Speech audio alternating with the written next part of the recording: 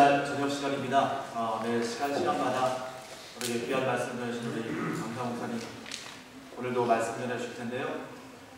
제가 우리 교회 교우들에게 정말 새벽기도 주일 예배 시간마다 정말 귀에 딱지가 않도록 강조한 것이 있습니다.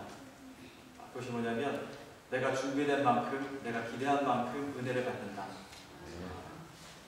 시간 하나님께서 우리에게 주실 그 은혜를 기대하면서 내가 말씀 들을 때 하나님의 놀라운 은혜와 사랑을 경험하는 시간이 될 줄 믿습니다. 이제 우리 목사님 나오셔서 말씀 전해주실 텐데요. 손에 가진 것은 없어도 라는 쪽으로 말씀 전해주실 때 많은 은혜 받기를 원합니다. 목사님 나오실 때 우리 할렐루야로 인사하도록 하겠습니다.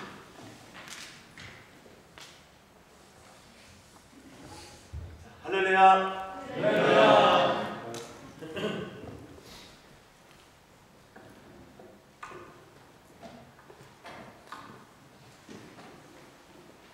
저희 집 사람이 아까 그러더라고요.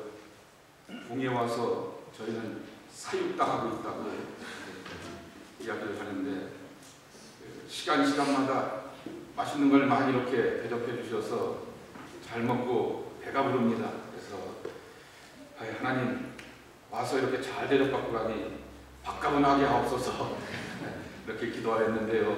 오늘도 하나님께서도 함께 은혜 주셔서 함께 그 말씀 안에서 힘없는 시간 되기를 축복합니다. 소망합니다.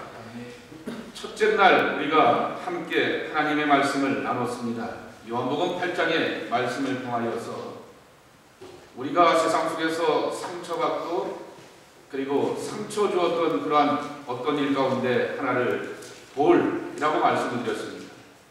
돌을 내려놓자 하는 말씀을 드리고 돌을 내려놓는 것도 중요하지만은 예수님이 보여주셨던 땅에 글을 쓰는 연습을 하자라고 하여서 기도의 사람이 되고 묵상의 사람이 되고 그리고 또한 찬송의 사람이 되어서 하나님과의 깊은 교제 가운데서 나를 회복시키자라는 말씀을 드렸습니다.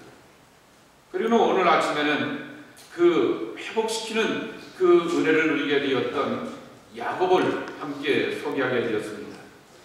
아버지와 할아버지를 통하여서 막연하게 알게 되었던 그 하나님, 인생의 결정적인 순간 가운데 한번 하나님을 만나게 되었지만은 하나님하고 딜하는 기도를 하면서 정말 지극히 계산적이었던 그 야곱이 하나님 앞에 한독뼈가 꺾어지면서 자기를 꺾고 복종하며 하나님의 뜻 안에서 회복되는 그 모습을 우리가 보았습니다.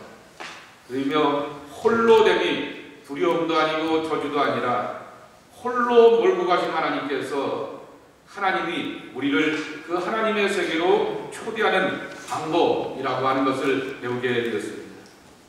한독뼈가 꺾어진 것이 아니라 그의 의지가 꺾이고 그의 뜻과 능력이 꺾이며 하나님의 은혜로 살고자 하게 되었을 때 분이엘에 떠오르는 새 아침을 맞이하는 소망의 사람이 되었다라고 말씀을 드렸습니다.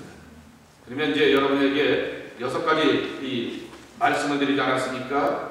첫째로는 고요한 시간, 독거하는 시간을 만들라라고 말씀을 드렸습니다. 거기에는 기도와 찬송이 있고 기도와 말씀 묵상이 있어야 된다라고 두 번째, 세 번째 말씀을 드렸습니다.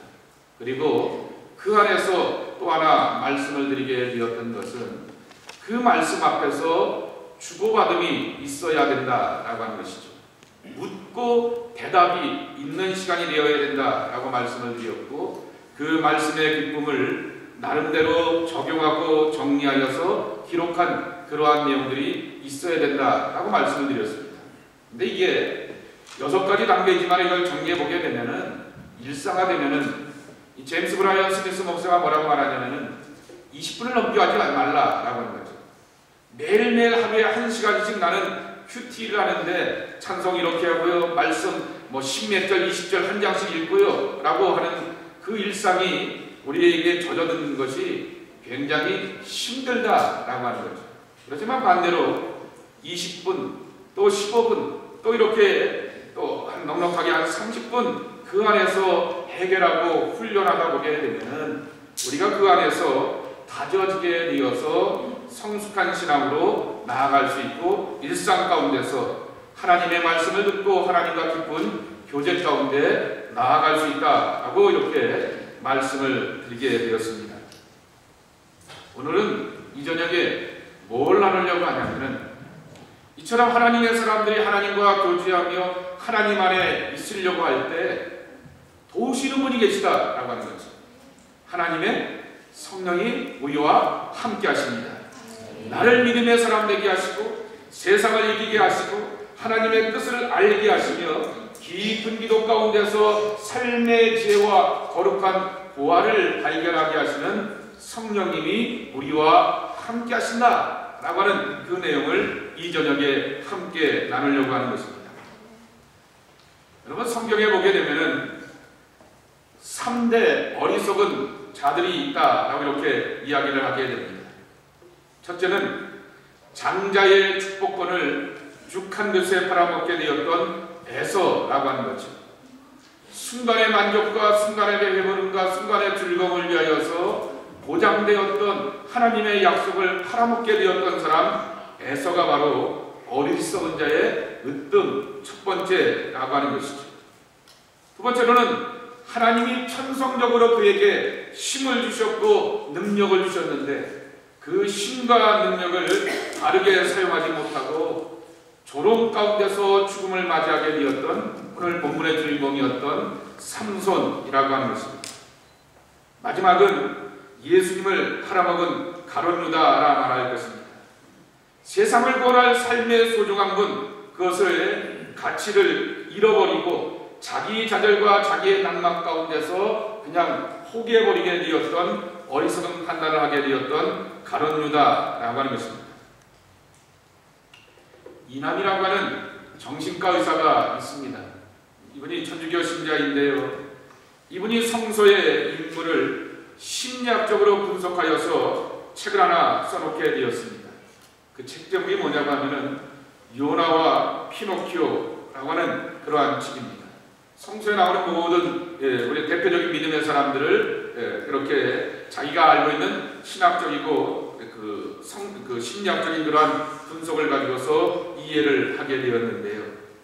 이분의 책에서 삼손을 뭐라고 소개하냐면은 삼손은 미숙한 남성성과 폭력성을 보여주는 전형적인 인물이다라고 말하게 됩니다. 또 재미난 것은 고대 신화 가운데서 힘을 과시하게 되는 장사들은 그들의 최후를 맞이할 때 불로서 최후를 맞이하거나 돌로서 이렇게 최후를 맞이하는 경우가 많이 있다라고 하는 거죠. 이 블레셋의 신전이 무너지게 되면서 그 돌들 가운데서 이 삼손이 깔리게 되진 않게 됐습니까? 그 같은 모습의 그 삼손의 모습을 보게 되는 거죠. 삼손, 그는 믿음의 부모의 서원과 작정과 간절함 가운데서 얻게 되었던 하나님의 선물입니다. 아버지 마노아의 그러한 기도와 작정의 기도 가운데서 태어나서 특별한 능력을 가지게 되었던 특별한 아이, 나시린의 은총을 받게 되었던 아이가 삼손이라고 하는 것입니다. 그런 특별한 아이가 신앙적으로서 성숙한 모습을 통하여서 이스라엘의 구원자의 참 사사의 모습을 보여줘야 될 텐데 그 능력이 잘못된 모습으로 사용되면서 미숙한 모습으로 드러나는 그 이야기들을 우리는 성경에서 찾아보게 됩니다. 사실 삼손의 세계 가운데서 그다지 별로 자랑스러운 모습들은 찾아볼 수가 있습니다. 삼손하면 떠오르는 여인이 하나 있죠. 누구죠? 삼손과 네가 짱입니다. 삼손과 드릴라라고 하는 영화의 재미난 주인공은 될 수가 있어도 신앙이라고 하는 이 드라마 가운데서 우리가 재밌고 본받을 만한 그러한 주인공의 모습은 별로라고 하는 그 모습이 바로 오늘 본문의 주인공이었던 삼손이라고 하는 것입니다. 그러나 이럼에도 불구하고 이런 삼손을 사용하셔서 하나님께서 사용하시게 되면 얼마든지 쓰임받을 수 있고 얼마든지 그의 삶을 통하여서 하나님이 하시는 놀라운 일과 승리의 모습들을 이뤄갈 수 있음을 배우게 되는 거죠. 삼손이 나입니다. 하나님 앞에서 미련하기도 하고 하나님 앞에서 우쭐하기도 하고 하나님 앞에서 내가 가진 것을 가지고 자랑하고 교만하여서 하나님의 뜻대로 살지 못하는 나임에도 불구하고 여전히 나를 통하여서 역사하시고 나의 삶을 통하여서 일하시려고 하시는 하나님의 영, 그것을 우리가 능히 보여줄 수가 있다라고 하는 것이죠. 비록 인간이 약하고 부끄러운 모습이 많다 할지라도 하나님의 영에 붙들린 사람은 세상이 감당할 수 없는 능력과 권세를 보여줄 수 있다라고 하는 것을 삼손이 우리에게 보여주고 있다라고 하는 것입니다. 오늘 말씀의 내용입니다. 딥나라고 하는 그러한 도시가 하나 나오게 되죠. 삼손이 딥나라고 하는 도시에 가서 한 여자를 찾습니다. 블레셋 여인이었죠. 아내를 맞이하기 위해서 그 땅을 내려가게 되었다가 딥나에 있는 한 포도원 지역을 지나가게 되는데 뜻밖의 사자를 만나게 되었다라고 이렇게 14장 5절에 보게 되면은 말씀하여 주고 있습니다. 딥나의 포도원에 이른즉 젊은 사자가 그를 보고 소리 지르는지라 라고 말하게 됩니다. 옛날 성경에는 어린 사자라 말하게 되지만은 원래 번역대로 영라이언이라고 말하면서 힘있고 호악스럽게 되었던 강한 사자를 이 삼손이 만나게 되었다라고 하는 것이죠. 근데 6절에 보게 되면은 여호와의 영이 삼손에게 강하게 임하니 그가 손에 아무것도 없이 그 사자를 염소 새끼를 찢는 것 같이 찢었으나 라고 이렇게 말씀하시게 되는 것이죠. 그리고 나서 며칠이 지난 다음에 혼인잔치가 있어서 다시금 딥나로 내려가게 된 가운데서 그 사자의 시체를 보게 되었더니 거기서 뿔이 형성이 되게 되었던 것이죠. 그리고는 그 뿔을 가지고서 먹고 부모에게 주게 되었지만은 그 내용들을 자초지정을 부모에게는 설명하지 않았다라고 하는 거죠. 그리고는 잔치의 영과 즐거움을 위하여서 퀴즈 하면서 자기가 퀴즈를 하나 내게 됩니다. 이 퀴즈를 맞히는 사람에게는 푸짐한 선물을 드리겠습니다 라고 하면서 그 내용들이 오늘 말씀에 나오게 되는 거죠. 그 내용이 뭐냐고 하면은 먹는 자에게서 먹는 것이 나오고 강한 자에게서 단 것이 나왔다라고 하는 것이죠. 먹는 자가 누굽니까? 사자죠. 짐승의 왕이었던 사자에게서 먹는 것 그 꿀을 얻게 되었다라고 하는 것이죠. 강한 자에서 모든 사람들이 벌벌 떠는 그 용맹스러운 사자 앞에서 달콤한 것을 얻게 되었다라고 말하게 됩니다. 이 퀴즈의 이야기를 이 삼손이 블레셋 사람들과 함께 나누게 되는데 그 땅에 있는 백성들이 도저히 이해하지 못하게 되었다라고 하는 것입니다. 사실 오늘 본문은 여러 가지로 해석이 가능하기도 하고 해석하기가 어려운 그러한 본문이기도 하지만은 저는 여기에 하나에다 초점을 맞추려고 합니다. 하나님의 영에 사로잡힌 사람이라고 하는 것이죠. 히브리서 11장 말씀에 보게 되면 11장 38절 말씀에 보게 되면은 세상이 감당하지 못하는 사람들이 있다라고 하는 것을 믿음의 장에서 분명히 소개하고 있는데 핍박과 환난과 어려움 가운데서도 그것들을 묵묵히 이겨내고 감당하게 되었던 그 초대교인들을 향하여서 세상이 감당하지 못하는 사람들이라고 하는 그러한 이름을 붙이듯이 우리 하나님의 사람들이 하나님의 영에 붙들림 받으었을 때 세상이 감당하지 못하는 능한 승리와 영광을 이뤄갈 수가 있다라고 하는 거죠. 수수께끼의 내용처럼 강한 자에서 더 강한 것을 내가 취할 수가 있고 그리고 먹는 자에게서 다한 것을 취하여 얻을 수 있는 기쁨과 은총이 하나님의 영과 은혜로 살아가는 사람들에게는 누릴 수가 있다라고 하는 것이죠. 첫째로는 이렇게 여러분들 앞에 권면하여 드리고 있습니다. 시련과 시험을 두려워하지 마십시오 라고 하는 것입니다.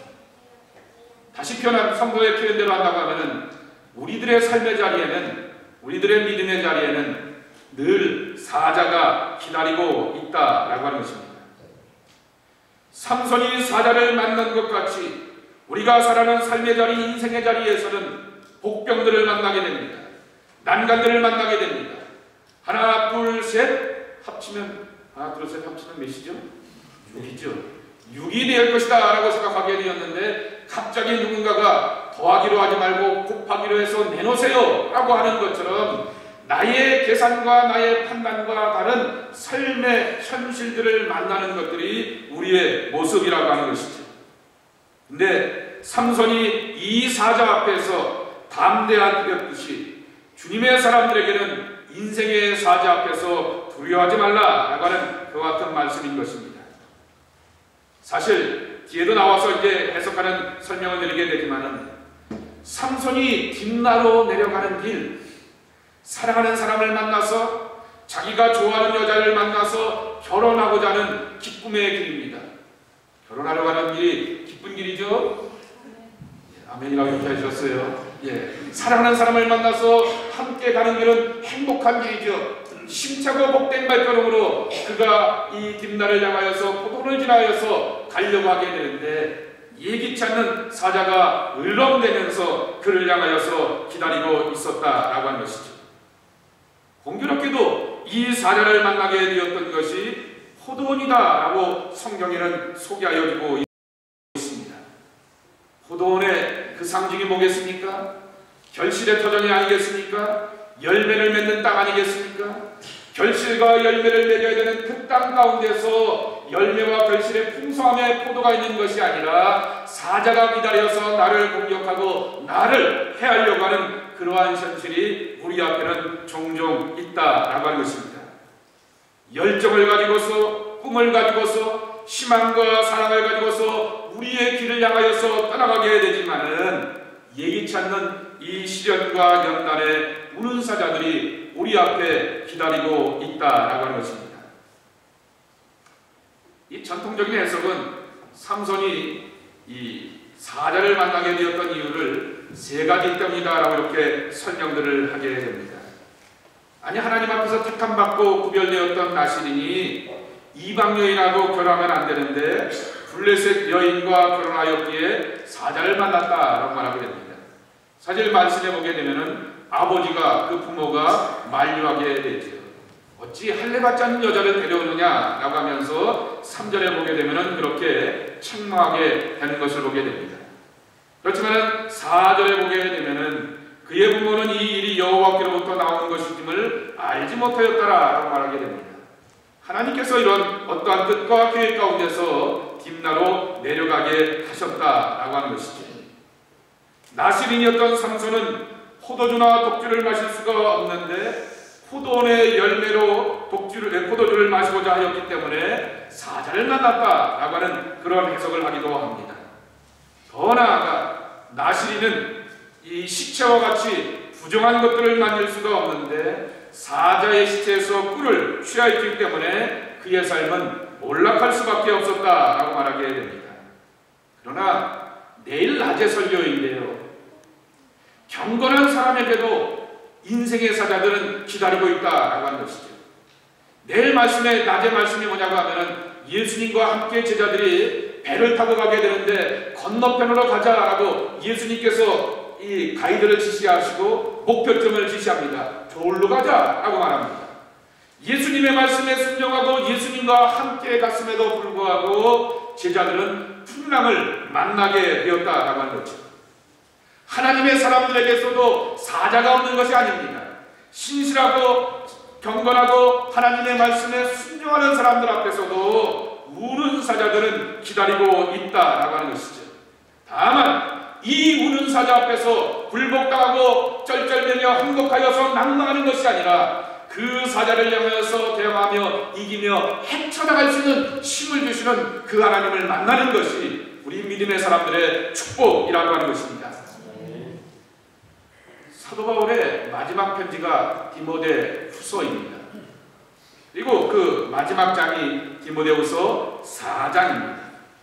그 4장 마지막 부분에 가서 이 사도 바울이 자신의 사역과 삶을 회고하면서 이렇게 고백을 하게 됩니다. 주께서 내 곁에 서서 나에게 힘을 주심은 나로 말미암아 선포된 말씀이 온전히 전파되어 모든 이방인이 듣게 하려 하심이니 내가 사자의 입에서 건짐을 받았느니라 라고 이렇게 선포하여 주고 있는 것입니다. 그가 하나님의 사람으로서 경건을 가지고서 열정을 가지고서 오직 예수, 오직 복음, 이 신실함과 충실함을 가지고서 하나님의 일을 하고자 하게 되었지만은 그에게도 사자는 기다리고 있었다라고 한 것이죠. 같은 동족이었던 유대인이 그에게 사자였던 경우들을 보게 됩니다. 그리고 유대인들보다도 같은 믿음의 사람들이었던 기독교인들로 인하여서 사도 바울도 많은 오해와 어려움을 겪기도 하였다라고 하는 거죠.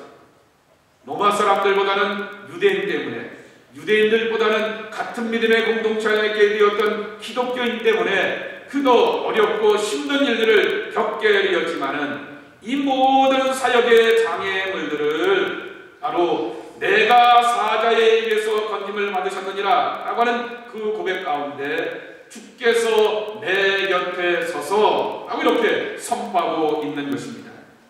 임마누엘 되신 하나님께서 나와 함께 해주셨고 나와 동행하여 주셨기에 그 하나님의 사랑과 은혜로 나는 인생의 사자, 사역의 사자들을 물리쳐 나갈 수가 있었다라고 하는 것입니다.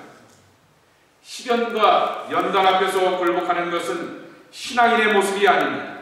오히려 진정한 신앙의 참모습이라고 하는 것은 그 모든 시련과 연단을 이기게 하시는 하나님을 경험하게 되고 하나님을 만난 것을 증거하며 소개하며 나누는 것이 하나님의 사람들의 참 모습이라고 하는 것입니다. 베드로전서 5장 8절 말씀에 되어 있듯이 근신하며 깨어있으라 너희 대적 마귀가 오는 사자와 같이 두루다니며 삼킬 자를 찾나니 라고 하는 말씀인 것처럼 이 땅에서 우리가 발을 딛고 있는 한, 이 땅에서 우리가 믿음의 삶을 살지만은 그러나 세상 안에 머물고 있는 한 시련과 연단은 늘 우리 앞에 기다리고 있다라고 하는 것입니다. 삼손이 오늘 하나님의 영으로 하나님의 은혜로 물리쳐 갔듯이 우리도 주님의 도우심과 은혜 안에서 붙들린 바 되어서 인생의 고약한 것들, 사악한 것들을 물리쳐 나가는 하나님의 사람들이 되어야 될 줄 믿습니다. 두 번째로는 하나님의 영에 충만한 사람이 되자라고 하는 거죠. 하나님의 능력과 은혜를 의지하는 사람이 되자라고 하는 것입니다. 여기 6절에 보게 되면은 여호와의 영이 삼손에게 강하게 임하니 그가 손에 아무것도 없이 그랬습니다. 이번 부흥의 주제이기도 합니다.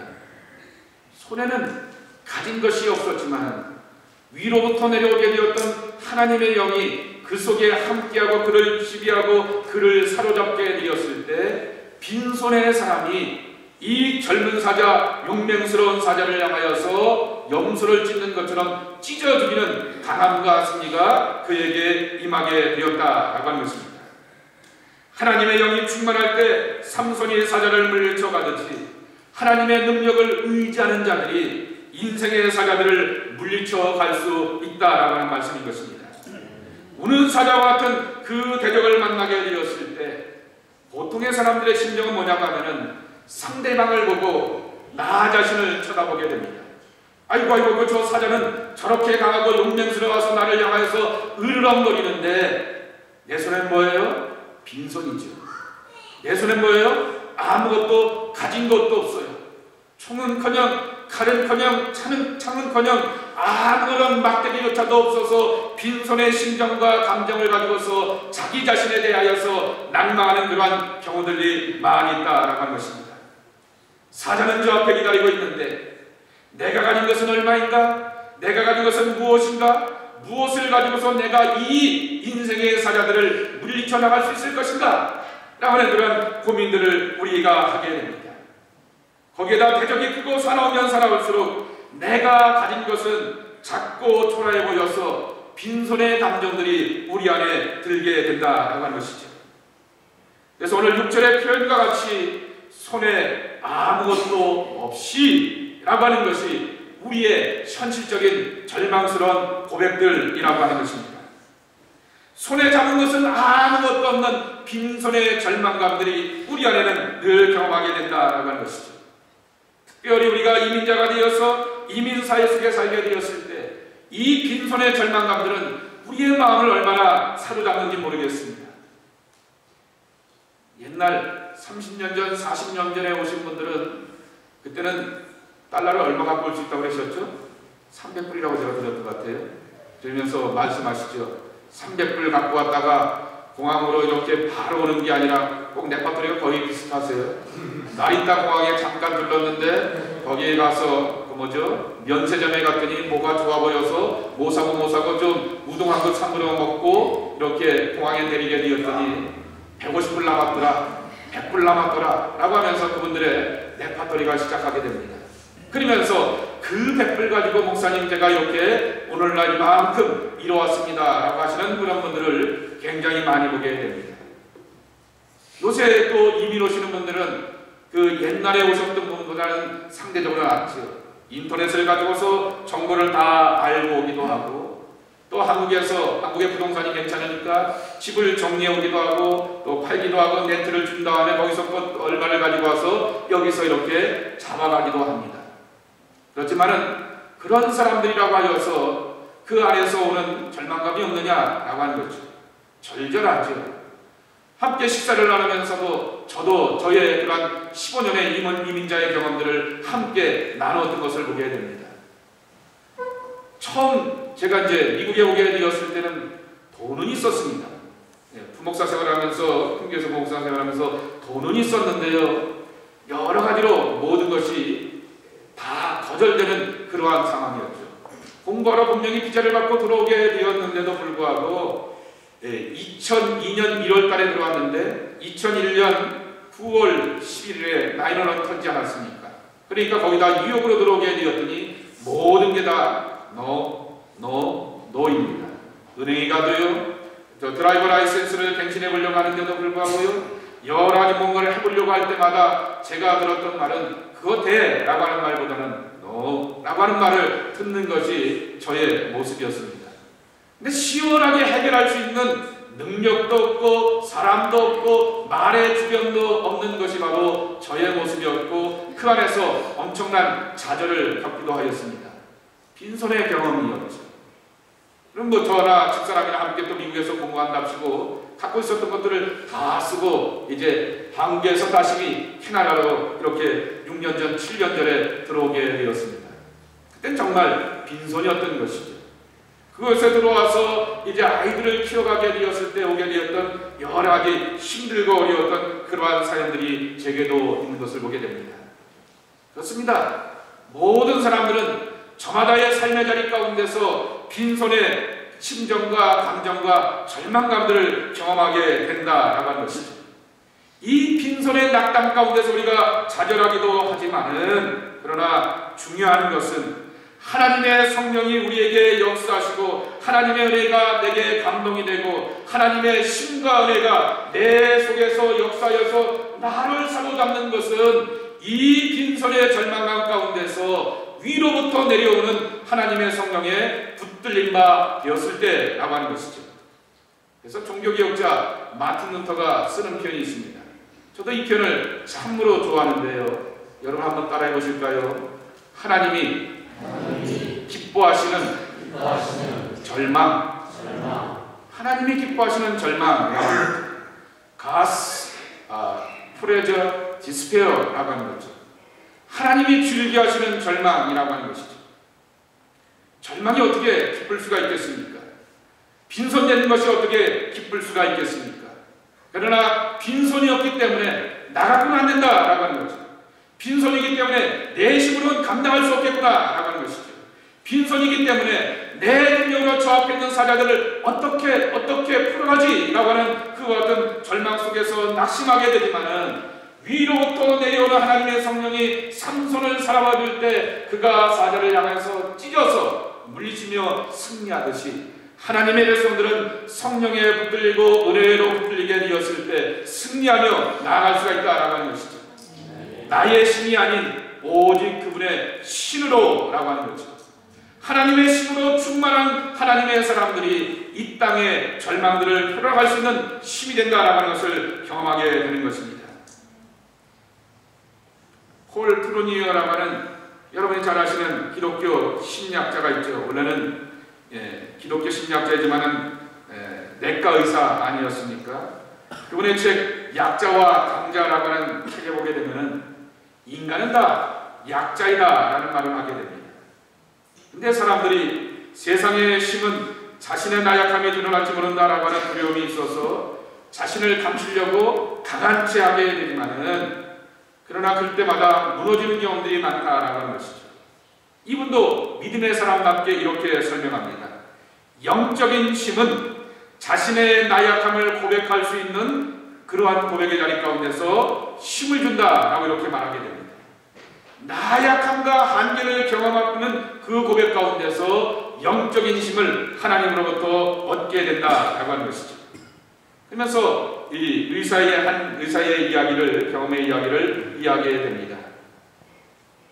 어느 의사가 수술을 하게 되는데 이 그 환자를 보게 되었을 때는 크리스찬이지만은 얼굴 가운데 두려움이 있습니다. 그리고 마취 직전에 선생님이 찾아오게 되자 솔직하게 고백하게 됩니다. 제가 이 수술을 잘 마치고 살아남을 수가 있을까요? 선생님, 이 수술은 위험하지 않나요? 라고 하면서 자기의 마음 가운데 있는 두려움과 염려되는 그 걱정의 이야기들을 다 고백한다 라고 하는 거죠. 그러면 의사로서 할 수 있는 겉면과 용기를 주면서 이제 마취를 하고 수술대에 올라게 되면은 그때 두려움을 고백하게 되었던 그 크리스찬의 얼굴은 그 마취 가운데서 무의식 가운데서 본능적인 모습으로서 평안한 모습을 보여준다라고 하는 것이죠. 그런데 이런 환자들도 있다라고 하는 것이죠.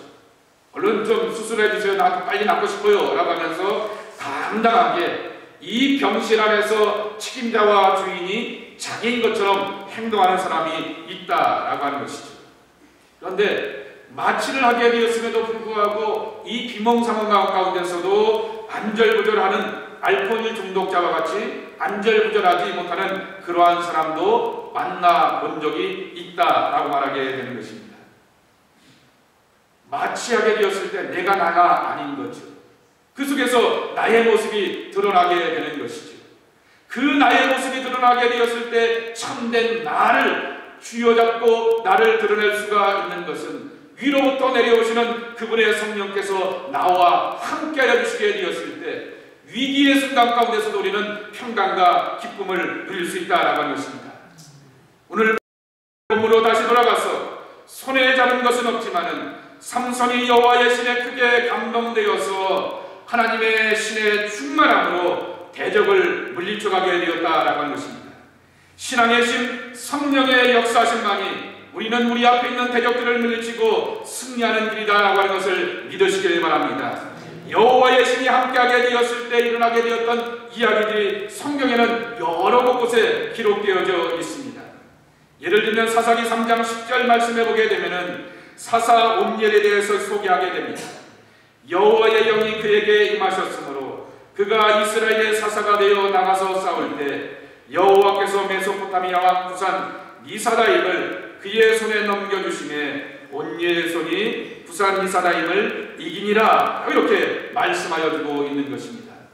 하나님의 신이 옴니엘과 함께 하게 되었을 때라고 하는 거죠.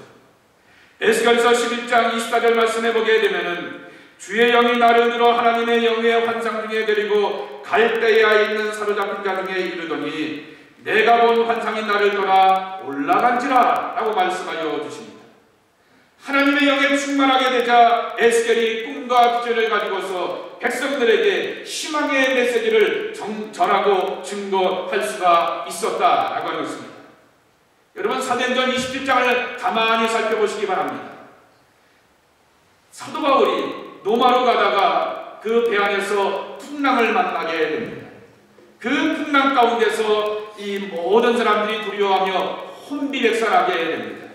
거기 배 안에는 배의 모든 권한을 갖고 있었던 백부장이 있었습니다. 배에 대해서는 정말 빼꼼하고 바다에 대해서는 누구보다도 경험이 많다라고 하는 선장과 선원이 있었습니다. 그리고 젊은 군인들이 있었습니다. 그리고 이렇게 해주구나 저렇게 해주구나 내 인생 끝이다 라고 생각하면서 로마에 가서 재판받아야 되는 중재인들이 그 안에 함께 타고 있었다라고 하는 거죠. 하면서 하나님의 영으로 충만하게 되었던 사도 바울이 그 안에 있는 사람들을 향해서 말하게 됩니다. 하나님이 우리에게 말씀하여 주시는데요, 제게 있던 하나님께서 어젯밤에 감동으로 말씀하여 주시는데 우리의 물건은 상하지만 우리의 목숨은 살 수 있다라고 말씀하시니 여러분 안심하십시오. 나는 내가 믿는 하나님을 믿습니다 라고 고백하면서 백성들을 향하여서 위로하고 소망을 주게 됩니다. 정말 죄수 주제에 그 배 안에서 영적 선장이 되어서 백성들을 위로하고 힘을 주는 그와 같은 담대함으로 함께 서 있게 되는 거죠. 하나님의 영이 바울과 함께 하게 되었을 때라고 하는 것입니다. 이렇게 말씀을 맺습니다. 인생의 가장 큰 행복은 하나님의 영이 우리와 함께 할 때라고 하는 것이죠. 근데 인생의 가장 큰 저주가 뭔지 아십니까? 이동원 목사가 이렇게 표현하게 됩니다. 제가 아예 성경을 찾아 나왔어요. 여기 사사기 16장 20절 말씀해 보게 되면은 이렇게 말하게 됩니다. 16장 20절입니다.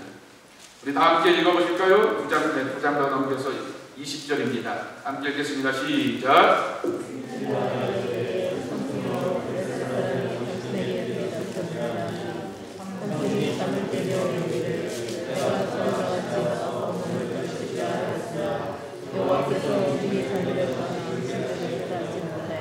정말 잠이 안 깼죠. 드릴라가 여보 저 블레셋 사람들이 당신을 찾아와서 묶어서 죽이려고 해요. 일어나요 라고 말하게 되니 삼손이 이것들이 또 내게 까불고 댕겨 라고 하면서 내가 옛날처럼 한번 이것들을 물리쳐버리라 라고 말하게 되지만은 하나님의 영이 그를 떠나게 되었다라고 하는 것이죠. 인생의 가장 큰 축복은 하나님의 성령이 나와 함께하여 주셔서 나를 지키고 붙들어 주신다라고 하는 것을 믿고 확신하게 되는 것이지만, 인생의 가장 큰 저주는 하나님의 영이 떠나서 내가 할 수 있는 것이 아무것도 없음을 경험하게 되는 절망스러운 순간이라고 하는 것이죠. 무늬만 삼손인 이 모습인 것이죠. 눈이 뽑게 되었고 세상과 사람들로부터 멸시와 조롱을 받게 되었던 삼손의 이야기를 우리는 잘 알고 있는 것입니다. 그러기에 저는 한 가지 더 수수께끼 이야기를 하고자 합니다. 하나님의 사람들에게는 세상이 알지 못하는 신비한 능력이 있다라고 하는 것이죠. 삶이 수수께끼가 아니라 신앙이 수수께끼라고 하는 것입니다. 며칠이 지나서 이 죽은 사자의 몸에서 꿀을 얻게 되자 잔치의 즐거움을 더하기 위하여서 삼손이 퀴즈 수수께끼를 하나 내게 됩니다. 먹는 자에게서 먹는 것이 나오고 강한 자에게서 단 것이 나왔느니라 라고 하는 것이죠. 이것 좀 한번 풀어봐 라고 말하게 되니까 이 수수께끼를 듣게 되었던 블레셋 사람들은 더 당황하게 되었다라고 하는 것이죠. 인생의 강한 데에서 내 육체와 삶을 사로잡아 먹는 것 가운데서 더 큰 강함을 경험하게 되고 더 달콤함을 취할 수 있는 신앙의 힘과 능력을 이 블레셋 사람들은 이해하지 못하였다라고 하는 것입니다. 그러나 하나님의 사람들은 우리는 이 퀴즈와 수수께끼를 능히 풀어갈 수 있는 지혜가 있고 은혜가 있습니다. 하나님의 영이 함께하게 되었을 때 내 앞에서 나를 사로잡았고 나를 향해서 해하려고 하게 되는 강한 것들을 향하여서 우리는 더 강한 힘을 가지고서 저를 물리치면서 달콤한 것을 누릴 수 있는 힘과 은혜가 하나님의 사람에게 있다라고 하는 것입니다. 히브리 말로 수수께끼라고 하는 말은 후두라고 이렇게 말하게 되는데, 이 말의 뜻은 어려운 문제, 오묘한 말이라고 하는 그러한 뜻입니다. 맞습니다. 이 신앙이라고 하는 수수께끼는 세상 사람들에게는 풀지 못하는 어려운 문제이지만은 우리 믿음의 사람들에게는 오묘하고 놀라운 진리인 것입니다. 믿는 사람이나 믿지 않는 사람들이나 인생 앞에서 사자를 만나게 되지만은 하나님이 우리와 함께 하시게 되었을 때 우리는 능히 풀어갈 수가 있다라고 하는 것이죠. 삶은 수많은 퀴즈와 수수께끼로 얽혀 있습니다. 그러나 신앙은 코드풀이인 것입니다. 신앙은 해석의 능력이 있고 해석의 힘이 있고 이 모든 엉켜있는 것들을 풀어갈 수 있는 실타래의 지혜와 경험들이 하나님의 영으로 살아가는 믿음의 사람들에게는 준비되어 있다라고 하는 것입니다. 이런 재미난 동화가 하나 있습니다. 김기성 목사님의 설계집에 나오는 그러한 동화인데요. 어느 마을에 80세 되신 할아버지가 긴 수염을 기르시면서 하얗고 긴 수염을 기르시면서 동네를 늘 돌아다니게 됩니다. 그러면은 그보다 연에 있는 사람들이 인사를 하게 되고 젊은이들도 어린아이들도 안녕하세요 안녕하세요 하면서 인사를 하게 됩니다. 그러면서 그 할아버지는 잘 있었어? 하면서 늘 인사를 받고 사람들 앞에서 이렇게 함께 나누게 되는데요. 한 번은 동네 5살짜리 꼬마아이가 이 할아버지한테 질문을 던지게 되는 것입니다. 여기서 자란 애들이 약간 치과 들어가면 할아버지란 말을 못하고 아버지, 아버지 그러지 않습니까? 아버지, 아버지 질문이 하나 있는데요. 할아버지는 주무시게 되었을 때 그 수염을 이불 밑에다 놓고 주무세요? 아니면 이불 위에다가 빼놓고 주무세요? 라고 이렇게 물어보게 되는 것이었습니다. 그때 할아버지가 가만히 생각해 보니까 내가 이걸 넣고 자든가 빼놓고 자든가 이렇게 감이 없는 겁니다. 그러자 이 아이 앞에 대답을 합니다. 내 잘 모르겠는데 오늘 밤에 자고 나서 너한테 대답해 줄게 라고 하면서 이 할아버지가 이제 그 밤에 집으로 돌아오게 되었습니다. 이제 잠자리에 누워서 이 긴 수염을 이불 밑에다가 넣어봤습니다. 그랬더니 이게 걸리고 거추장스러운 겁니다. 이거 아닌 것 같은데 라고 하는 거죠. 그래서 이불 위에다가 이렇게 올려놓게 되었는데 굉장히 허전하고 좀 뭔가 모자라는 그러한 느낌이 드는 것입니다. 그래서 그날 밤에 이불 밑에 넣었다가 이불 위에 뺐다가 긴 밤을 지샜다라고 하는 그 동화 이야기가 있는 것입니다. 할아버지의 긴 수염, 그분의 경험, 그분의 관로, 그분의 삶의 연륜과 지혜를 의미하는 것이죠. 그래서 모든 사람들이 어르신이 나면서 그를 향하여서 존경하고 대접하게 되지만 정작 자기는 자기 자신의 갖고 있는 것을 향하여서 어떻게 하는지 알지도 못하는 연약한 모습을 보여주었다라고 하는 것이죠.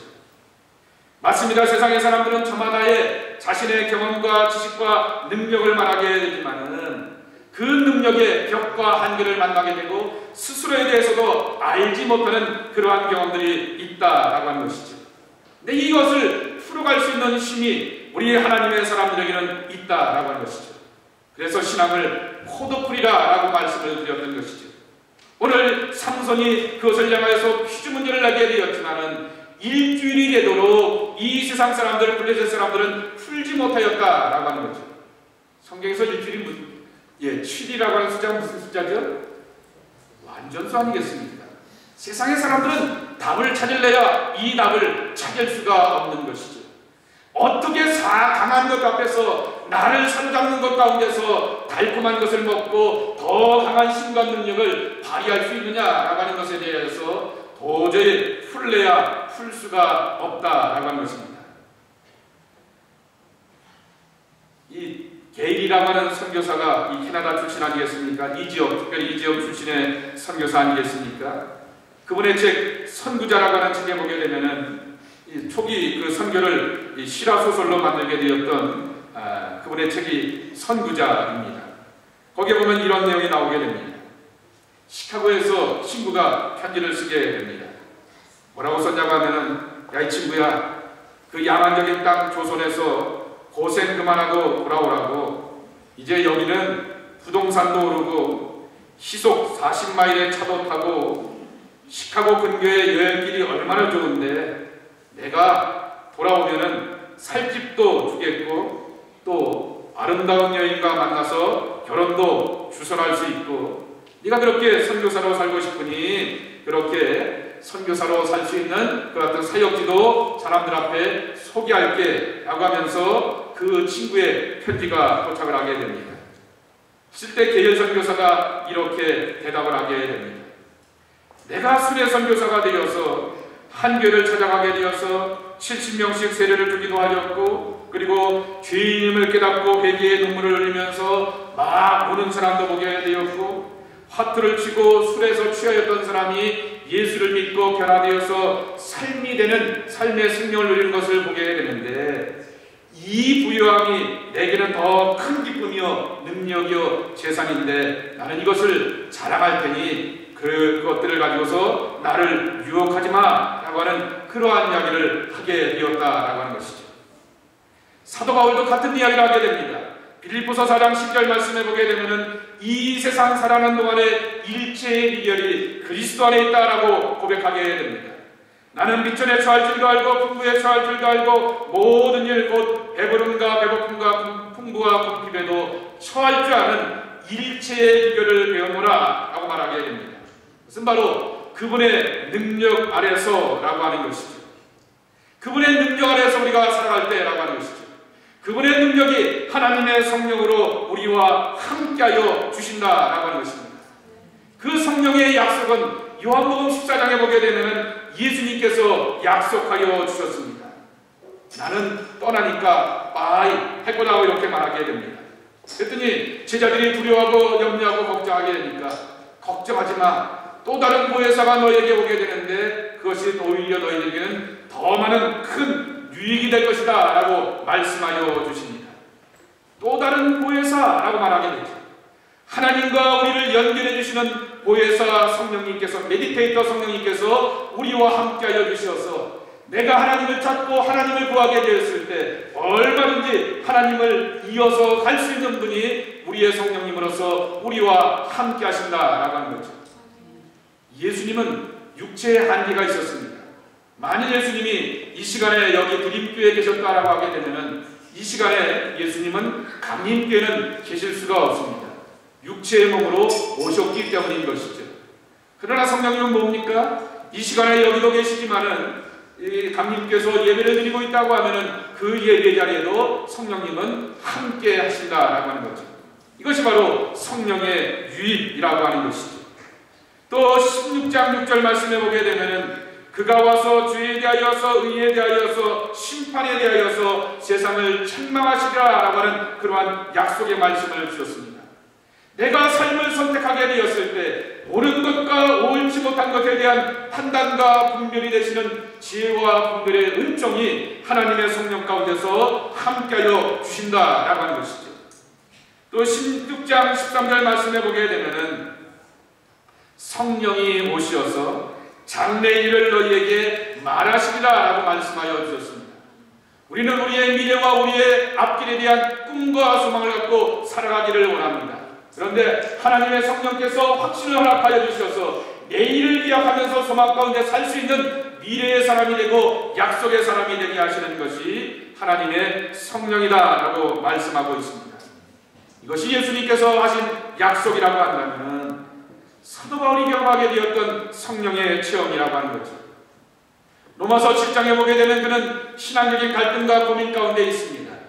새 사람 되어서 믿음으로 살려고 하지만은 여전히 나는 육신 가운데서 옛사람의 모습 가운데서 자잘하고 낙망하는 그 모습을 향하여서 정죄하지 않고 하나님 앞에서 의롭게 하며 새로운 모습으로 설 수 있고 하나님을 아바 아버지라 고백할 수 있게 하시는 것이 성령의 생명의 법이다 라고 하는 그러한 선포를 하게 됩니다. 내가 어떻게 기도해야 될지 이 기도의 내용들을 가지고서 유창하게 간절하게 기도하지 못할 절실한 일들을 만나게 되었을 때 나를 위하여서 말할 수 없는 탄식으로 위하여 기도하며 간구하여 주시는 분이 하나님의 성령이라 말씀하여 주십니다.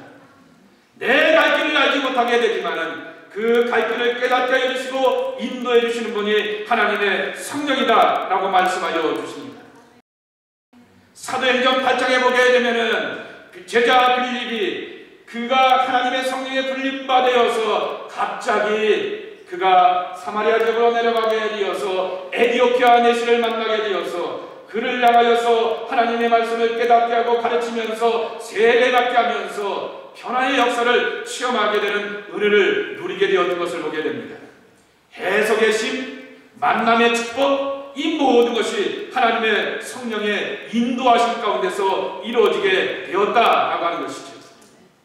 왜 우리가 성령의 사람이 되어야 하겠는가라고 하는 거죠.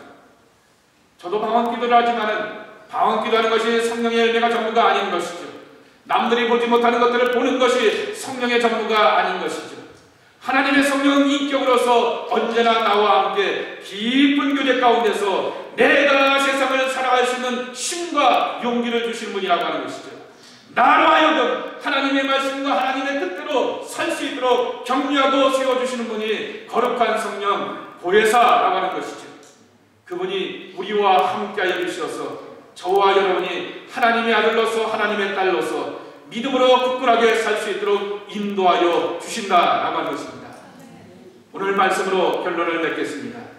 우리 앞에 사자는 늘 기다리고 있습니다. 나도 사랑하는 여인을 만나서, 나도 좋은 사람을 만나서 나의 포도원에서 열매와 곡식을 거둬가고 풍성한 삶을 살려고 하는데 그 앞에 용맹스러운 사자가 기다리면서 나를 해하려고 하게 됩니다. 내 손이 빈손이라고요? 원래 우리는 빈손으로 태어나게 되었고요. 빈손으로 살아간 사람들입니다.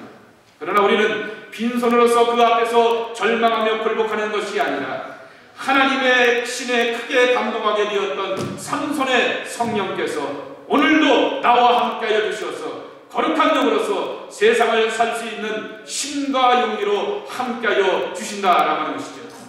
이 성령에 붙들림바 되고 사로잡아 한다는 하나님의 사람들이 여러분 되시기를 축복합니다. 그 은혜 가운데서 세상에 승리를 선포하시기를 축원합니다. 그 은혜 가운데서 삶의 용기와 지혜를 얻고 평강 가운데 인도함 받는 성령의 사람들, 이 저녁에 예배에 참여한 여러분들의 모습이 되시기를 주님의 이름으로 간절히 축원합니다. 우리 함께 찬송했으면 좋겠습니다. 성령이여, 여러분 저처럼 한번 이렇게 여러분의 오른손을 맨 가슴에 얹고 또 왼손을 주님 앞에 올려드리면서 한 분 기도해 왔으면 좋겠습니다. 성령님, 지혜의 영으로 내 마음 가운데 오시옵소서. 용기의 영으로 내 마음 가운데 오시옵소서. 세상을 살아갈 수 있는 능력으로 내 마음 가운데 오시옵소서. 그리고 정말 깨닫는 은혜로 함께해 주시는 성령으로 함께해 주시옵시고 삶을 살아갈 수 있는 능력으로 내 마음 가운데 오시옵소서. 그렇습니다. 우리의 손에는 어차피 우리는 빈손입니다. 빈손의 경험들 우리는 이민자가 되어서 더 절절하게 경험하게 됩니다. 말의 빈손, 능력의 빈손, 경험의 빈손, 그러한 경험들이 우리 앞에 늘 놓여져 있는 그러한 삶을 우리가 살아가게 됩니다. 손에 가진 것은 없다 할지라도 이 손 잡아주시고 이 손 잡아주실 뿐만 아니라 위로하여 주시고 이끌어주시는 하나님의 성령은 나와 함께 하신다라고 말씀하셨사오니 하나님의 영에 사로잡힌 자, 하나님의 영에 충만한 자, 하나님의 영에 붙들린 자, 그것이 바로 우리들의 모습이 되길 원합니다. 우리 오늘은 성령님 하면서 우리 한번 성령님을 불러가면서 내게 성령님 인격으로, 사랑으로, 은혜로, 감화로, 거룩한 능력으로 세상을 살 수 있는 지혜와 감동으로 함께하여 주시옵소서. 우리 성령님 하면서 한번 성령님을 부르시면서 간절한 마음으로 기도하겠습니다. 성령님,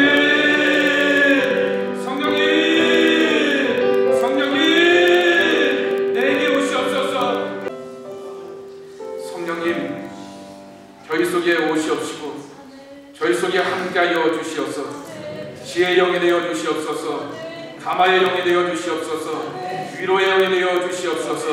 인도하심의 복을 누려가는 은총의 영이 되어 주시옵소서.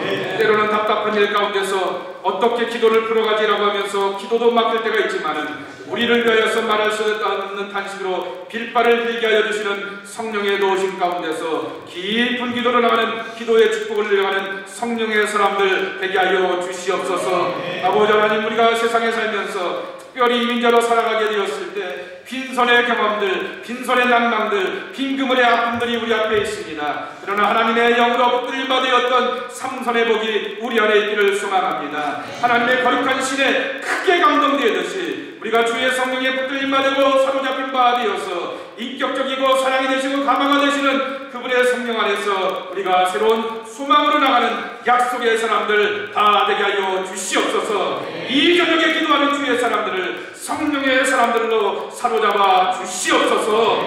예수님의 이름으로 축복하며 기도 올리옵나이다. 아멘.